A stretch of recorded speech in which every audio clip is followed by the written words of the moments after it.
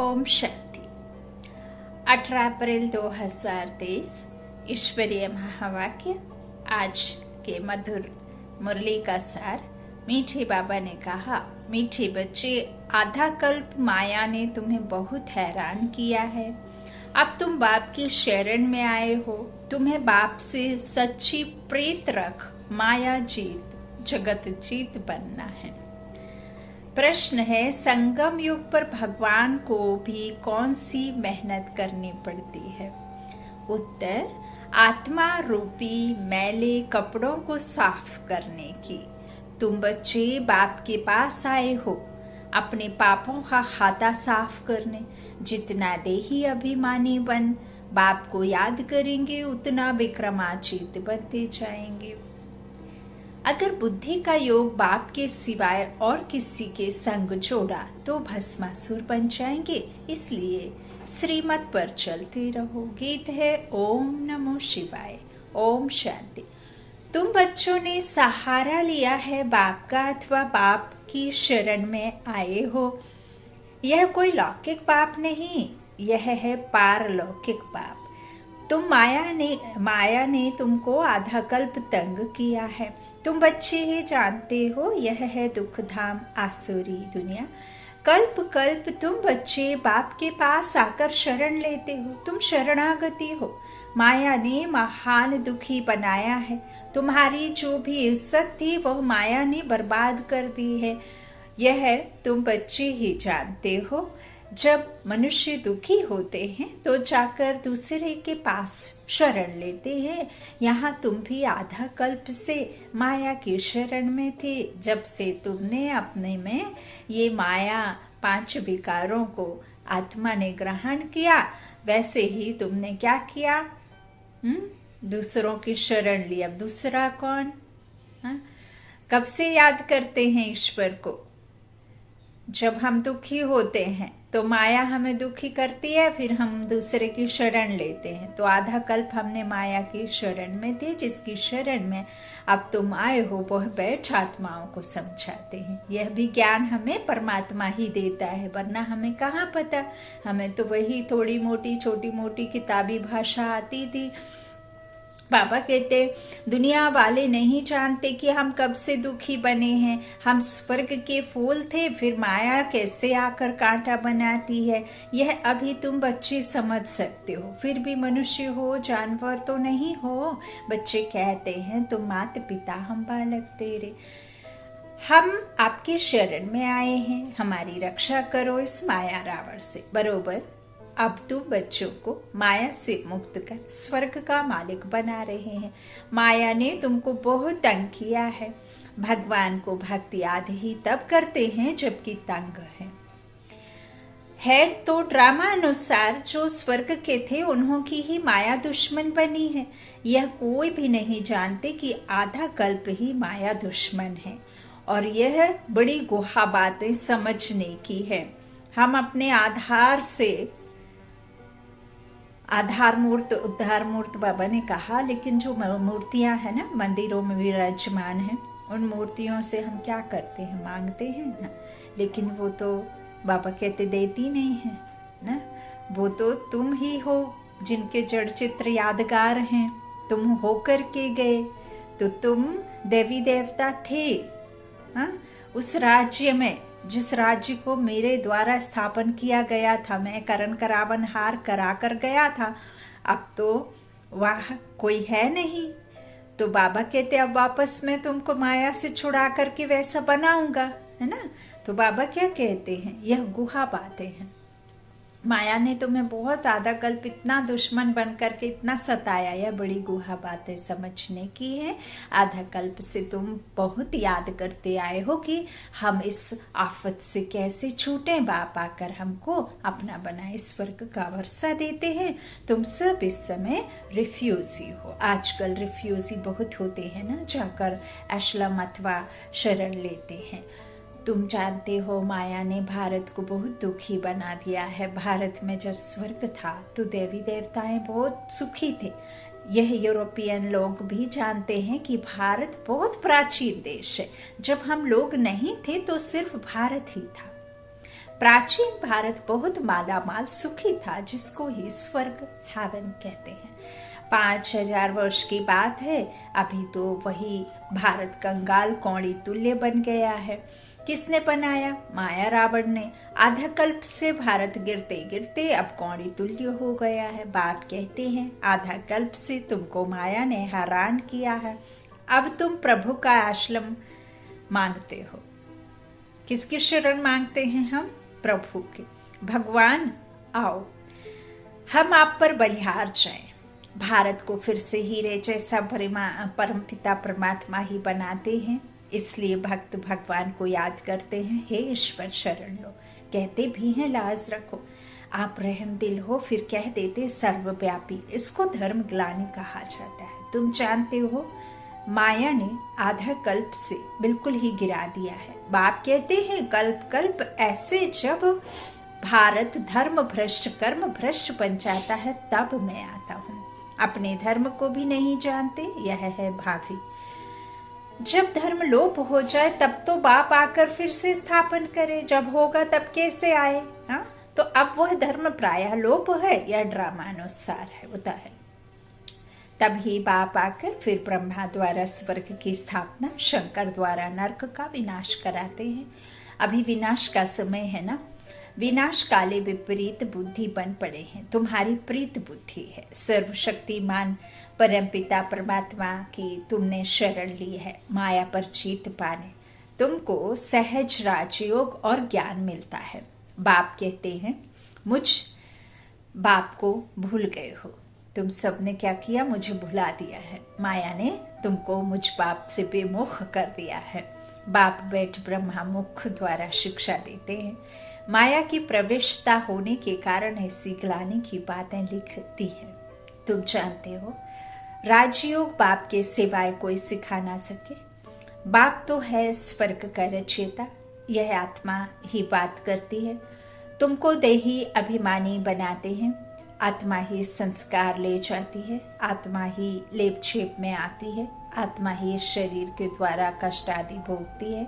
वरना जिस दिन शरीर खत्म हो जाता है, कितना भी आपको घाव लगे हो शरीर पर, लेकिन जैसे ही आत्मा शरीर छोड़ती है वैसे ही ब्लीडिंग वगैरह कुछ भी सब कुछ स्टॉप, रुक जाता है। मतलब आत्मा इस शरीर के द्वारा लेप छेप कष्ट गति दुर्गति सदगति सब आत्मा की ही है ना। लेकिन ये शरीर रूपी कपड़े को पहनकर इन कर्मेंद्रियों के द्वारा ही कर्म करती है। तो बाबा क्या कहते हैं, बाकी जो संस्कार तो आत्मा ले जाती है, आत्मा ही लेप छेप में आती है। वह समझते हैं आत्मा निर्लेप है। अब आत्मा निर्लेप तो हो ना सके, बाकी शरीर पर कुछ ना कुछ दोष लगता है, उसके लिए गंगा स्नान करते हैं। परंतु गंगा जल से पाप कट ना सके, इसलिए बाप कहते हैं देह सबको भूलो। अब देह तो जब ये छूटती है तो वो तो 5 तत्व में विलीन हो जाती है। यदि देह में पाप आदि हो तो वो तो उसी के साथ खत्म हो जानी चाहिए, है ना। लेकिन आत्मा ले जाती है संस्कार। अच्छा, तो बाबा कहते हैं शरीर पर दोष लगता है, लेकिन फिर गंगा आदि नहाते, लेकिन उससे तो आत्मा के पाप नहीं कटते ना। इसलिए बाप कहते हैं देह सहित सबको भूलो। अपने को आत्मा निश्चय कर मुझ परम पिता परमात्मा शिव को याद करो। शिव है निराकार। शिव जयंती मनाते हैं परंतु कोई भी जानते नहीं। सोमनाथ का मंदिर इतना बड़ा है परंतु वह कब आए, कैसे आए, क्या आकर किया, कुछ नहीं जानते। जरूर कोई शरीर में आए होंगे। सर्वव्यापी के ज्ञान ने सब बातें भुला दी हैं। अब बाप कहते हैं श्रीमत पर चलो। श्री बाबा इस शरीर में प्रवेश कर तुमको नॉलेज दे रहे हैं। यह शरीर लोन लिया है। इस रथ में रथी बन तुमको ज्ञान दे रहे हैं। बाकी कोई घोड़े गाड़ी आदि की बात नहीं है। उनको भागीरथ अथवा नंदीगढ़ भी कहते हैं। कहते हैं भागीरथ ने गंगा लाई, कोई माथे से थोड़े ही निकलती है। इसलिए बाप कहते हैं इन वेद शास्त्र आदि के पढ़ने से मेरी प्राप्ति नहीं हो सकती है। वर्षा तो बाप के द्वारा ही मिलेगा। तो बाबा कहते हैं आप काका मामा चाचा को अपना बना लोगे तो उनसे वर्षा नहीं मिलेगा। बाप की प्रॉपर्टी तो बाप को याद करोगे, उससे रिश्ता जोड़ोगे तभी मिलेगी, और टूट जाता है तो फिर आप तो जानते ही हैं क्या सब दुर्गति में पड़े हैं। तो बाबा कहते हैं इन वेद शास्त्र आदि के पढ़ने से मेरी प्राप्ति नहीं हो सकती। जप तप व्रत कुछ भी आपने किया तो क्या भगवान मिला? जब पता ही नहीं है तो कैसे मिलेगा? वो तो आए तब तो पता चले। तो मेरे को तो आना है, तुमको आकर शरण जो लेते हैं ना। तो बाबा कहते हैं तुमको मनुष्य थोड़े ही जानते हैं कि रावण क्या चीज है। अब तो रावण राज्य है, रावण की आसुरी मत पर चलने वाले हैं। अभी तुम श्रीमत से किस जन्म के लिए श्रेष्ठ ते श्रेष्ठ बन रहे हो? आसुरी मत द्वारा बाबा कहते हैं तुम क्या बने हो? आसुरी मत द्वारा तुम दुखी हुए हो और राम की मत द्वारा तुम सुखी बने। तो अभी तुम श्रीमत से 21 जन्म के लिए श्रेष्ठ थे श्रेष्ठ बन रहे हो। रावण की आसुरी मत पर चलने वाले हैं और अब तो रावण राज्य है तो सभी उसी में चल रहे हैं। बाबा कहते तो आसुरी मत तो द्वापर से शुरू होती है, जिसको विशेष वर्ल्ड कहा जाता है। छी दुनिया, विशेष वर्ल्ड स्थापन करने वाला है रावण, वॉइसलेस वर्ल्ड स्थापन करने वाला है राम श्री बाबा। गीता भी सुना, शिवाय नमः, ब्रह्मा विष्णु शंकर देवताए नमः कहेंगे, ऐसे नहीं ब्रह्मा परमात्माए नमः कहेंगे, नहीं, परमात्मा तो एक ही है, सबका बाप एक है। अब तुमको बाप से वर्षा मिल रहा है, यह पाठशाला है मनुष्य से देवता बनने की, गॉड फादरली कॉलेज है। भगवान वाच है ना, नाम ही लिखा हुआ है ईश्वरीय विश्वविद्यालय। एम ऑब्जेक्ट भी लिखी पड़ी है, नर से श्री नारायण, नारी से श्री लक्ष्मी बनना है। तुम फिर से नर से नारायण बन रहे हो। श्रीमत पर चलने से तुम श्रेष्ठ बनेंगे। इसलिए बाबा कहते हैं रात को भी जाग कर बाप को याद करो। बाबा हम आपको ही याद करेंगे, आपके पास ही आना है, फिर हमको स्वर्ग में भेज देंगे। बाप तुम माताओं द्वारा स्वर्ग की स्थापना करते हैं, तुम योग में रहकर भारत को पवित्र बनाएंगे। तुम्हारे योग की शांति से फिर 21 जन्म भारत में शांति होती है, वहां माया होती नहीं है, सदा सुखी रहते हैं। देह अभिमान के कारण ही मनुष्य दुखी बनते हैं। अब बाप तुमको देही अभिमानी बनाते हैं। सतयुग में जो दैवी गुण वाले थे वह अभी आसुरी गुणों वाले बन पड़े हैं। अब तुम फिर से शिवालय स्वर्ग का मालिक बनने के लिए बाप से वर्षा ले रहे हो। यह कॉलेज है, जब तक विनाश हो बाप बढ़ाते रहेंगे, पढ़ाते रहेंगे, पढ़ना भी है, क्योंकि आधा कल्प का सिर पर बोझ चढ़ा हुआ है, वह मिटा नहीं है, मेहनत लगती है। इस समय सब पाप आत्माएं हैं, पवित्र आत्मा एक भी नहीं है। कहते हैं हे पतित पावन आओ, परंतु यह नहीं समझते कि यह पतित दुनिया है। अब तुम ब्राह्मण बने हो, ब्रह्मा की औलाद तुम कितने थोड़े हो। फिर ब्राह्मण से देवता क्षत्रिय बनेंगे, यह है स्वदर्शन चक्र। पुनर्जन्म लेते लेते हम 84 जन्म पूरे करते हैं, यह बातें शास्त्रों में नहीं है। ब्रह्मा के हाथ में शास्त्र दिए हैं, सूक्ष्म वतनवासी ब्रह्मा हो न सके। नाम है प्रजापिता ब्रह्मा, जो कि यहाँ चाहिए, जिसको आदम कहते हैं, वही इस सारे जीनालॉजिकल ट्री का हेड है। सो तुम जानते हो हम रुद्रमाला के दाने हैं, हम आत्माएं वहां से आती हैं, हमारा निवास स्थान वह परम धाम है। हर एक आत्मा को 84 जन्मों का विनाशी पाठ मिला हुआ है।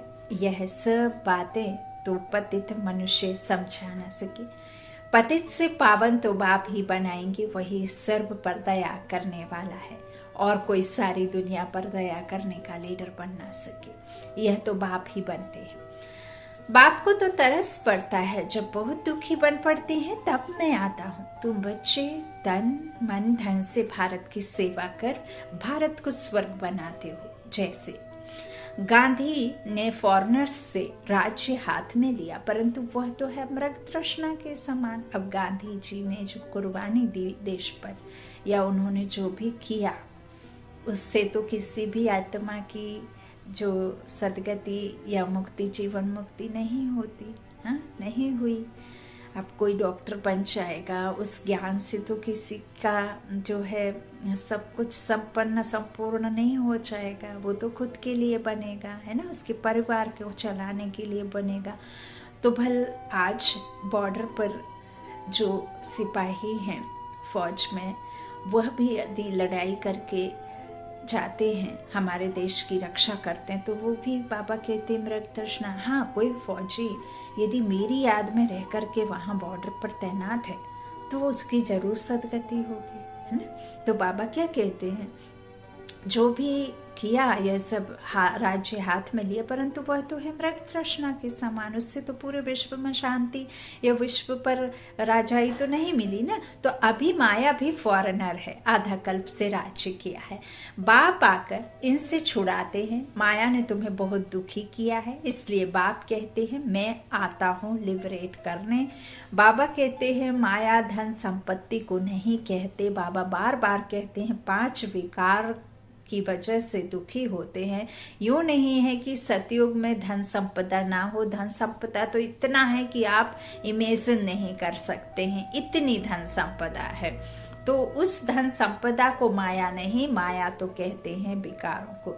तो बाबा कहते हैं इसने ही फिर तुम्हें बहुत दुखी किया है, इसलिए बाप कहते हैं मैं आता हूँ लिबरेट करने, इन सब से छुड़ाने, और पूरे विश्व को ही छुड़ाते हैं। ऐसे नहीं है कि सिर्फ जो बाबा के बच्चे उनको ही छुड़ाएंगे, है ना। तो अब श्रीमत पर चलो, बाबा कहते फिर वो राज्य करेंगे, नहीं तो माया एकदम कच्चा खा जाएगी। श्रीमत पर चल, श्रेष्ठ बनो, तुम हो शिव शक्ति पांडव सेना। इसीलिए पांडव 5 गाये हुए हैं, क्योंकि बाबा के पांडव बच्चे बहुत कम हैं, बाकी कौरव और यादव है। तो तुम्हारा यादगार देलवाड़ा मंदिर खड़ा है, प्रैक्टिकल में देलवाड़ा मंदिर है, एक्यूरेट। राजयोग से तो स्वर्ग के मालिक बनते हैं, भारत स्वर्ग था ना। अब तुम परम पिता परमात्मा के शरण में आए हो, बाप से बेहद का वर्षा लेने। 21 पीढ़ी देवी देवताओं का राज्य चलता है। तुम आते हो स्वर्ग का मालिक बनने, माया ने भस्मासुर बना दिया है। बाप आकर ज्ञान अमृत की वर्षा करते हैं, बाप की शरण भी लेते हैं, फिर माया ट्रैक्टर बना देती है। फिर अबलाओं पर कितने अत्याचार होते हैं। अभी कोई सॉवरेंटी तो है नहीं, बाप आकर डीटी सॉवरेंटी स्थापन करते हैं। सतयुग आदि में महाराजा महारानी थे, अभी तो नो सॉवरेंटी, प्रजा पर राज्य, डेमोक्रेसी। इसको कहा जाता है अधर्म। माया अधर्म का राज्य स्थापन करती है, बाप फिर आकर धर्म का राज्य स्थापन करते हैं। अभी तो नो रिलीजन, कहते हैं हम धर्म को नहीं मानते हैं, इसलिए माइट भी नहीं है। यह भी अल्पकाल का स्वराज्य है, आपस में ही लड़ झगड़ खत्म हो जाएंगे। तुमको बाबा आकर अमरपुरी का मालिक बनाते हैं। बाप आत्माओं से बात करते हैं, बच्चे तुमको देही अभिमानी बनना है। जितना बाप के साथ योग लगाएंगे तो विकर्मों का बोझा उतरेगा और तुम विक्रमाजित बनेंगे। तो बाप स्वर्ग का मालिक बनाते हैं, उनको फारकती दी, बुद्धि का योग और कोई संग जोड़ा तो भस्मासुर बन पड़ेंगे। अब तुम बैठे हो अपने कर्मों का खाता साफ करने, पापों का बोझा बहुत है। बाप कहते हैं मैं आकर रजामिल जैसे पापियों का उद्धार करता हूँ। बाप ज्ञान अमृत से कितना शुद्ध बनाते हैं, फिर भी श्रीमत पर चलते चलते आश्चर्यबद्ध भागंती हो जाते हैं। भगवान आकर मेहनत करते हैं तो जो मैला कपड़ा है, जो मैला कपड़ा है ना, उसे क्या करते हैं,